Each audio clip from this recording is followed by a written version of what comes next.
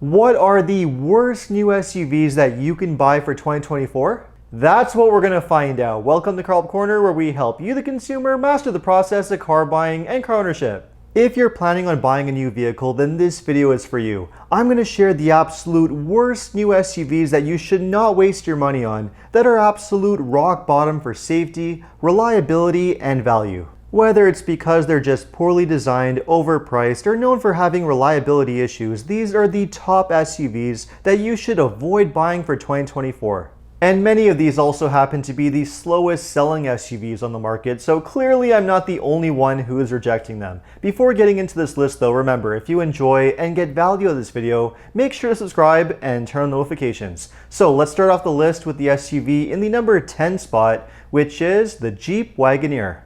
If you buy a Wagoner, you better be okay with just putting all your money into a giant pile and lighting it on fire, because that's basically what you're doing. First off, the Wagoner is a hideously overpriced vehicle for what you're getting. They go for around $70,000 to $80,000 to start, but the Grand Wagoner version can go north of $100,000. And a test drive unit that I had earlier in 2023 was even pushing north of $120,000, which is an absolutely ridiculous amount of money to spend on a Jeep when you have so many better SUVs that you can buy for that money instead.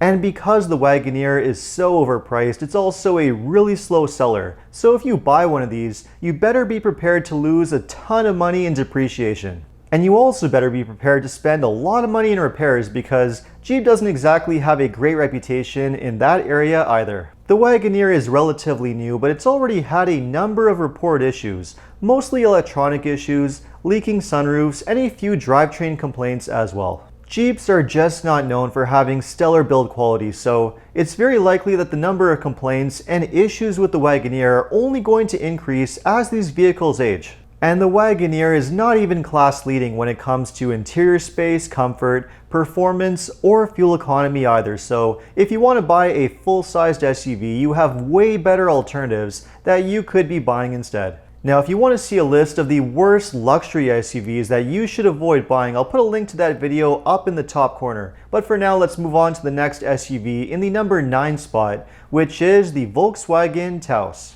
The Taos is easily one of the worst subcompact crossovers available on the market right now, and an overpriced one at that. I test drove one earlier in 2023 and had so many complaints with it, I just couldn't wait to give it back. For one thing, the all-wheel drive versions come with a very jerky and unrefined dual-clutch transmission, which is a terrible transmission design to have for almost any SUV. I mean, just imagine if it's jerky and unrefined when the vehicle is brand new, imagine what it's going to be like when the vehicle is out of warranty. The 1.4 turbo 4-cylinder engine also had poor performance and fuel economy, and it was just a really overpriced vehicle for what you were getting. And to top things off, Volkswagens are not exactly known for having stellar long-term reliability, especially well beyond the warranty period, and they're also known for being extremely expensive to repair as well. The complicated turbocharged small displacement engine, the dual clutch transmission, and a number of electronics don't exactly paint a good picture when it comes to long-term ownership costs. So if you are shopping for a small crossover SUV, the Taos is one that you should definitely not waste your money on.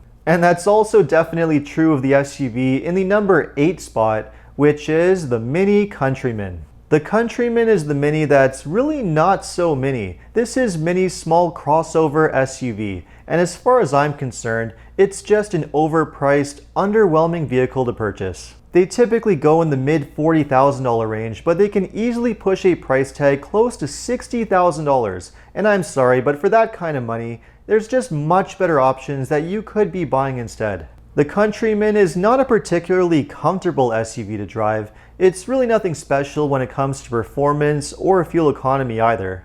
And its track record for reliability is spotty at best. Older Minis are known for having all kinds of issues, from random electronic issues to engine problems that include timing chain, valve guide, and oil consumption issues as well. And because Mini is part of BMW, you better believe that anytime a Mini needs anything repaired on it, it's going to cost a fortune to fix. Now I know there's an all-new design for the Countryman that's coming for the 2025 model year that should address some of these complaints, but in any case, if you are shopping for a small crossover SUV, there are much better choices out there, so don't waste your money on this one. And now moving on to the SUVs, in the number 7 spot, we have a tie between the Chevrolet Equinox and the GMC Terrain. Now I'm putting these two together because they are mechanically identical SUVs with the exact same platforms and the same drivetrains. I think if you're shopping for an SUV in the $30,000 to $40,000 price range, these ones are just about as bad as you can get. Not only are they extremely outdated when it comes to their designs, interior technology, and also have very poor safety scores from the IIHS, that alone should be enough to cross them off your list. But they don't exactly have very good track records when it comes to reliability either. The older versions of these SUVs with the 2.4 and 3.6 liter engines were known for having all kinds of issues from timing chain problems to oil consumption. And even though the newer ones with the 1.5 and 2 liter turbo engines do seem to have improved a bit in those areas, they still don't exactly have a really strong track record. And there just isn't enough value here or really much of anything to justify spending any money on them. So if you want to buy a compact crossover, definitely cross these ones off your list. And next up in the number 6 spot, we have another GM SUV, which is the Chevrolet Blazer. The Blazer is another example of an overpriced, underwhelming SUV that you should just not be wasting your money on. Not only are Blazers incredibly expensive, typically going in the $40,000 to $50,000 price range, but you're really not getting all that much for your money. Although the interior space and cargo space is not too bad, they do have a rather cheap and unimpressive interior. And they're nothing special when it comes to performance or fuel economy either. And to top things off, the 3.6 V6 engine does have a history of a number of reliability issues, including timing chain issues and oil consumption. It's been major news now that GM is going to be introducing an all-electric version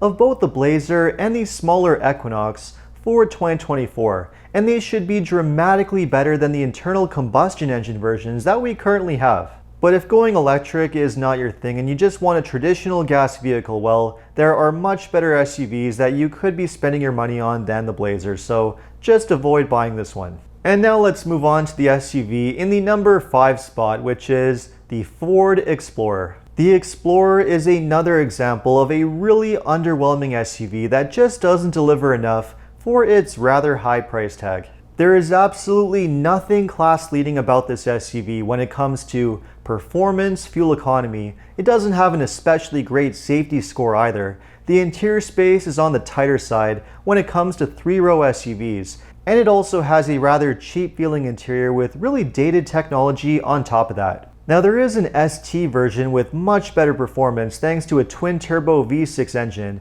and out of all the versions that you can buy, this is probably the most appealing one of the lot. But then again, with a price tag that pushes north of $60,000, even close to $70,000, you're really not getting much value for your money. Especially considering that the Explorer is not really known for having great reliability, with all kinds of issues with its EcoBoost engines, the transmission, and electronic problems, and also having poor resale value as well. But sadly, the Explorer is not the only SUV from Ford to make the list. In the number 4 spot, we also have the Ford Escape. Now, although I am a fan of the Escape as the hybrid and plug-in hybrid versions, which are actually pretty good SUVs, it's a completely different story when it comes to the Escape with the EcoBoost engines. Both the 1.5 and 2 liter turbo 4-cylinder engines do have a history of a number of reliability issues. They've also been involved in very serious safety recalls, which are rather concerning as well. And not only is the quality and reliability of the Escape problematic, but it just doesn't offer very good value for the money. So if you're shopping for a small crossover SUV, it's best to avoid the Escape and buy something else instead. And next up, the SUV that we have in the number 3 spot is the Mitsubishi Eclipse Cross. Now, although Mitsubishi is a brand that doesn't exactly have too many winners here in North America, the Eclipse Cross is one that you should definitely be avoiding. Perhaps the most significant issue with this SUV is its really poor safety rating. The IIHS ranked it as one of the least safe small SUVs that you can buy for 2023, with a number of poor ratings and different safety criteria. But not only does it have a poor safety score, but it's just a poor SUV to buy, period. For its price tag, it really doesn't have anything to offer that you can't get in one of its much better competitors. And on top of that, Mitsubishi as a brand is known for having a lot of issues in North America, including a very small dealer network, being problematic when it comes to parts availability and servicing, so why exactly would you go ahead and waste your money on one? But amazingly, there are even worse SUVs that you should be avoiding, including the one that's in the number 3 spot, which is the Jeep Compass. I have long warned against buying the Compass in many of my other videos, and nothing has really changed for 2024. When it comes to reliability and quality, safety, and value for money, the Compass is easily one of the worst SUVs that you can buy. And even though Jeep has really tried to improve the Compass over the years, introducing a newer, much nicer interior, along with a more powerful turbocharged engine, it really hasn't done all that much. If anything, it's only made the Compass a much worse value. This is a vehicle that used to cost in the low $20,000 range, and now if you want to buy one with a lot of options, you could easily be spending well north of $40,000, which is a ridiculous amount of money to spend on a Compass. Who really wants to waste their money on a low quality vehicle that has a poor reputation for reliability and is also going to depreciate rapidly over time? I don't know anybody who would, so don't waste your money on the Compass because you have way better options that you could be buying instead. But whatever you do, don't go and waste your money on the vehicles that I put in the number 2 and the number 1 spot on this list, which are without a doubt the worst new SUVs that you can buy for 2024.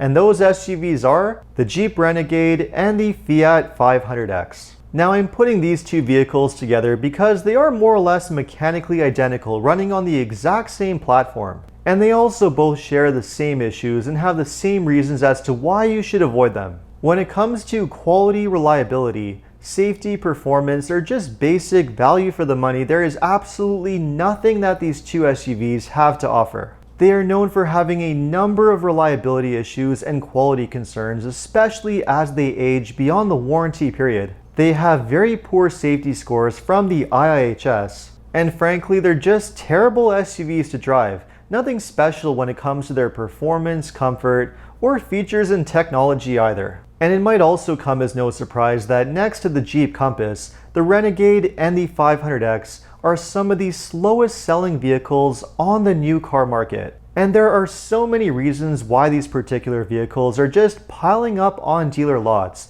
They're incredibly overpriced, offer very little value, and most consumers know that they're just a total waste of your money. As far as I'm concerned, even a decent amount of discounts and incentives are not enough to consider buying one of these SUVs. So if you're in the market for a new vehicle, just avoid these ones at all costs. Now, I think it goes without saying that not every single buyer of one of these vehicles is going to have a negative ownership experience. But just because there are a few happy owners out there doesn't mean that those are the norm. The vast majority of consumers who have purchased these vehicles have had a negative ownership experience in some way, and have even regret buying the vehicle in the first place. So if you are in the market to buy a new SUV, now you know which ones are best to stay away from. Let me know what you thought of this video, and if you have any suggestions for any future car videos, just leave a comment below. And if you enjoyed this video, make sure to like and subscribe. You can also check out my other car videos by clicking these links over here. Make sure to follow me on Instagram, and if you need additional car buying advice, recommendations, or help with getting a great deal on your next new car purchase, make sure to visit carhelpcan.com. Thanks so much for watching, and see you next time.